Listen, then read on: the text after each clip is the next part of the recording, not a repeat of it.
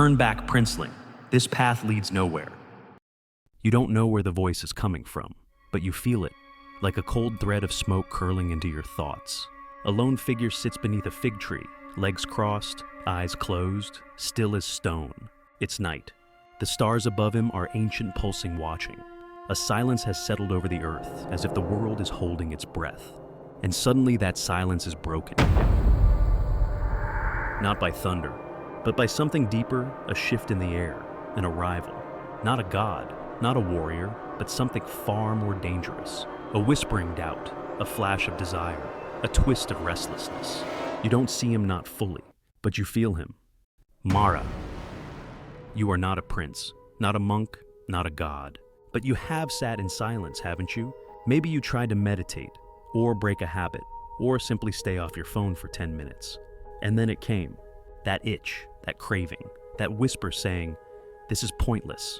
That is Mara.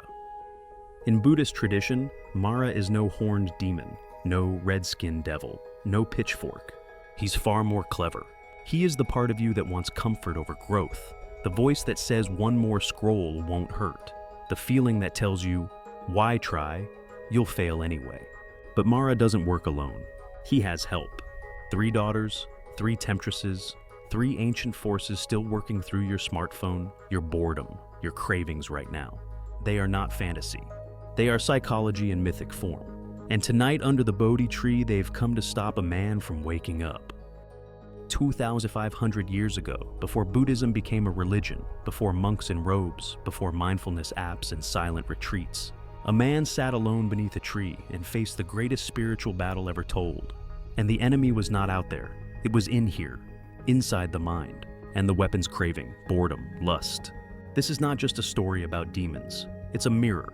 Because what Siddhartha Gautama faced that night, you face every single day. Every time you reach for your phone, every time you feel restless, every time you chase pleasure, attention, or escape, that's Mara, that's his daughters. And this story, it's not ancient history. It's your life disguised in myth. So, what if I told you that temptation isn't your enemy? What if these daughters were never here to destroy you? What if just maybe they were sent to wake you up? A soft drumbeat begins. You open your eyes, and the journey begins. You find yourself in ancient India. Not the golden palaces or bustling cities, but a forest clearing just before dawn. The moon still hangs low, casting silver across the leaves. Cicadas hum their eternal song. And in the center of it all, a man sits unmoving beneath a Bodhi tree. His name is Siddhartha, but he is no longer the prince who once walked out of his palace, nor yet the Buddha the world will come to know. He is in between, balanced on the edge of something vast. For 6 years he wandered. He starved himself nearly to death. He sat with sages, practiced extremes, and found none of it led to liberation. Now he has chosen a different path, the middle way. Not indulgence, not punishment, just presence. And tonight he has made a vow. I will not rise from this seat until I see the root of suffering and cut it clean. But Mara has heard this vow, and Mara does not approve. You see, Mara is not evil in the way most traditions define it. He is not darkness battling light. He is attachment defending itself. He is illusion trying to survive. In Buddhist cosmology, Mara is the lord of death, not physical death, but spiritual ignorance. He rules over the realm of desire, which oddly enough is said to be a kind of heaven. Yes, a heaven, because sometimes the most dangerous traps don't look like chains. They look like comfort, pleasure, success, the feeling that says, I'm okay. I don't need to go deeper. That's Mara's kingdom, and Siddhartha is threatening to burn it down. So Mara gathers his armies. He sends demons with flaming arrows, cyclones of fear and temptation. But the man beneath the tree does not move, so Mara changes tactics. He sends his daughters. They don't come with horns. They don't come with screams. They come as beauty, as boredom, as longing. Their names? Tanhā craving, Arati discontent, Rāga passion, each one a thread in the net of suffering, each one a mask that Mara wears. They dance before the Bodhisattva, they whisper, they transform. Sometimes they appear as lovers, sometimes as worried mothers, sometimes as wise women offering comfort. Whatever you need most, they become. Because their power is not in their form, it's in what they awaken. And here's the truth Siddhartha sees. These daughters don't only live in ancient stories, they live in you. In your hunger for validation, in your fear of stillness, in the fiery rush of desire that blinds you to reason. Tanhā is the scroll, Arati is the itch, Rāga is the fire you mistake for truth. But Siddhartha does not run from them. He watches, he breathes, he sees, and in that seeing something extraordinary happens. The illusions begin to dissolve. Because Mara's greatest weapon is not pain or fear or desire, it's invisibility. Once you see the daughters for what they are, they begin to lose their power. And yet, this is just the beginning. Because these daughters are not simple distractions. They are the blueprint of suffering. They live inside every mind wearing countless disguises. And if you wish to be free, truly free, you must learn to recognize them. Not with judgment, not with hate, but with awareness sharp enough to pierce illusion. Because in their grip, you are bound. But in their presence fully seen, they become your greatest teachers. You begin to notice it not outside you, but inside. A hunger that isn't in your stomach. A thirst that no drink can quench. A quiet voice always whispering, "Just one more." That is Tanhā, the first daughter of Mara. Her name means thirst. Not a literal thirst, but a grasping. A feeling that this moment isn't enough. She doesn't shout, she seduces. One more click, one more bite, one more compliment, then you'll be happy. You know this voice. It starts small. You're working, but feel the urge to check your phone. You scroll, then scroll again, then again. You weren't unhappy before, but now everything seems just slightly unsatisfying. That's Tanhā. She doesn't create pain. She creates lack. The sense that something's missing and it's just out of reach. 2,500 years ago, under the Bodhi Tree, Tanhā approached Siddhartha with every craving known to man. Food, comfort, power, sex, recognition. But Buddha saw clearly. This is not real. This is a story the mind tells itself. And here's the shocking truth he discovered. Desire itself isn't the enemy, it's clinging. The mind's refusal to let go of the story that says, you need this to be happy. In the Four Noble Truths, the Buddha was radical. He didn't blame suffering on sin. He didn't say it was punishment from the gods. He said, suffering comes from craving. Not craving alone, but the attachment to it. The belief that unless you get what you want, you cannot be whole. And that is Tanhā's trap. But Tanhā wears many masks. Buddha taught that craving comes in three forms. Kama Tanhā, craving for sensual pleasures. Food, sex pleasure, music, wealth, the five senses overloaded. Bhava Tanhā, craving for existence. The desire to be someone, to achieve, to be important. Think chasing fame. Identity followers status. Vibhava Tanhā, craving for non-existence. The urge to escape, to numb, to disappear. Netflix binges, overeating, drugs, doom scrolling. In modern life, we live inside all three. Instagram for Kama Tanhā, LinkedIn for Bhava Tanhā, TikTok for Vibhava Tanhā. The apps may change, but the thirst remains the same. Now imagine this, you're meditating. A peaceful moment arrives, then a thought, I wonder what I'll eat after this. That is Tanhā. Or you're alone and suddenly feel the need to check something. Not because anything's wrong, but because stillness has become intolerable. That is Tanhā. She arrives just as peace is beginning, because peace threatens her. But the Buddha gave us a weapon, not a sword, not prayer, not suppression. Awareness, when you feel that itch to grab to scroll to consume, pause. Notice the sensation. Where is it in the body?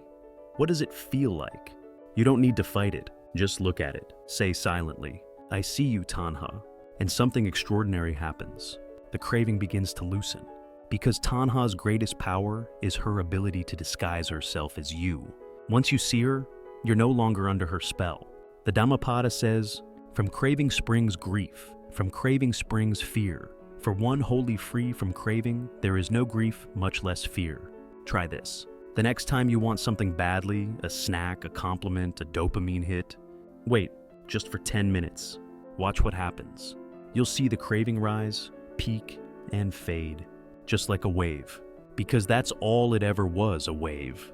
You are not the craving, you are the ocean. This is how Buddha defeated the first daughter. Not by rejecting pleasure, not by suppressing desire, but by seeing clearly. Craving is not the enemy, unconscious craving is. And the moment you see her clearly, Tanhā begins to dissolve. You'd think that once you stop chasing cravings, peace would naturally follow. But something else creeps in. Not desire, not excitement, something far more uncomfortable. A hollow space, a silence you don't know what to do with. That's when the second daughter arrives. Her name is Arati, the daughter of discontent. You might know her by another name, Boredom, but Arati is no fool. She doesn't arrive in dramatic fashion, no thunder, no flash. She arrives like a sigh, like the thought, this again, like the restless tapping of your foot, the urge to check the time, the feeling that something more interesting must be happening somewhere else. Here's the twist. Craving feels like wanting more, but Arati whispers that what you have isn't enough.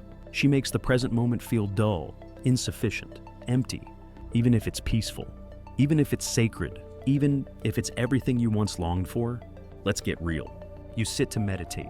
5 minutes in your mind is screaming, "This is boring. I could be doing something productive." That's Arati. You're in a beautiful moment, a walk in the park, a quiet morning at home, but your hand still reaches for the phone. That's her again. She's not loud, but she's relentless. There's a modern study that proves just how powerful she is.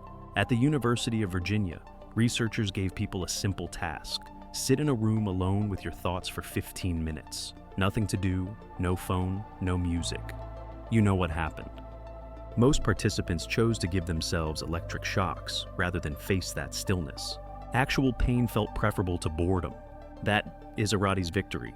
You see, Arati is not about stillness. She's about resisting stillness. Her real power is in the story she tells you. If you're not being stimulated, you're wasting time. This voice is everywhere. Social media, hustle culture, even in spiritual practice, the constant push for progress. But the Buddha taught something shocking. True peace feels boring at first. Let that sink in, because we've been taught that peace should feel like bliss, like fireworks, like transcendence. But more often it feels like nothing, like quiet, like waiting, like is this it? And if you don't understand that, you'll run back to craving just to feel something. That's the contradiction.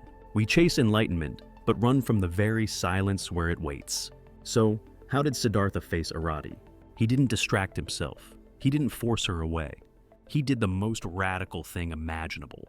He stayed. He sat with the boredom, with the emptiness, with the yawning silence. And slowly something shifted. He began to see boredom not as a void, but as a doorway. The Satipatthana Sutta gives us the instruction, when the mind has restlessness, one knows, my mind has restlessness. That's it. Not judging it, not fixing it, just knowing it. Because here's Arati's secret. She only survives when you avoid looking at her. The moment you turn toward her with awareness, she begins to dissolve. Try this. Next time you feel that itch to check your phone, pause. Instead of reacting, get curious. Where do you feel it in the body? What is the sensation made of? Ask, is this feeling actually unbearable, or is it just unfamiliar? You may find that what you called boredom is actually a doorway to a deeper presence, one that doesn't need stimulation to feel alive. This is the paradox at the heart of Arati. She guards the gate to peace, but she does it by making peace feel intolerable, until you walk straight through her illusion and discover that silence isn't empty. It's full of everything you were too distracted to see. You may think Mara's story belongs to a distant past, ancient forests, sacred texts, enlightened sages. But look closer. He's here, right now, in your pocket, in your thoughts, on your feed. His daughters didn't disappear. They evolved. They got smarter. They learned algorithms. Tanhā, the thirst for more, she's the architect behind endless scrolling.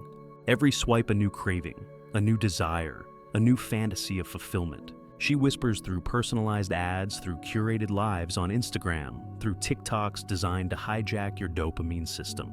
You're not watching content, you're feeding hunger. But what are you really chasing? The next thing? Or an escape from the present? Arati, the spirit of discontent, she's embedded in every quiet second. She turns silence into irritation, stillness into restlessness. You can't wait in line, sit on a bus, or eat a meal without needing a distraction. She's why you can't do nothing anymore, because in that nothingness, she thrives. And in that nothingness, the truth waits. Rāga, the daughter of passion, her influence is the most seductive of all. She fuels the fires of comparison, the urge to prove yourself, to be seen, to be wanted, to be right. She's in dating apps that reduce connection to swipes. She's in political outrage that feels righteous but leaves you hollow. She's in the hustle culture that turns burnout into a badge of honor. You say you're chasing purpose, but are you really just chasing the feeling of being alive? And how often has that feeling led you astray? The Buddha said, just as a tree cut down sprouts again, if its roots remain suffering, returns unless passion is uprooted. In today's world, the roots are buried deep. Every ad, every headline, every app is designed to feed Tanhā, Arati, and Rāga. But Mara doesn't care about your soul. He wants your attention. He wants your awareness because he knows that where your attention goes, your suffering follows. But here's the gift the Buddha gave us. You don't need to fight them. You don't need to win a battle. You just need to see, because awareness is the only thing Mara cannot stand. Imagine this, and you're about to buy something online not because you need it, but because you want to feel something. Pause, notice, say to yourself, I see you, Tanhā. You're standing in line, phone in hand, ready to open the same 5 apps again. Stop. Notice the pull. I see you, Arati. You're caught in a passionate argument, or swept up in desire, or chasing validation. Breathe, feel the heat. I see you, Rāga. That phrase spoken with clarity is like shining a light on a shadow. And when the shadow is seen, it cannot control you. Modern life didn't create these daughters, but it did give them new weapons. We are more stimulated, more distracted, and more addicted to craving than ever before. But we also have more access to mindfulness, to wisdom, to practices that bring us home. The problem and the solution have never been more intertwined.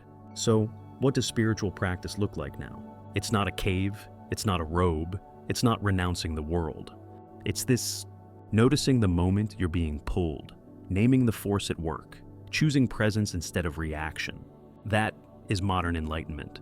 Let me share something wild. Studies at Brown University and UCL show that mindfulness doesn't just make you calm, it rewires the brain. It weakens the neural circuits of craving.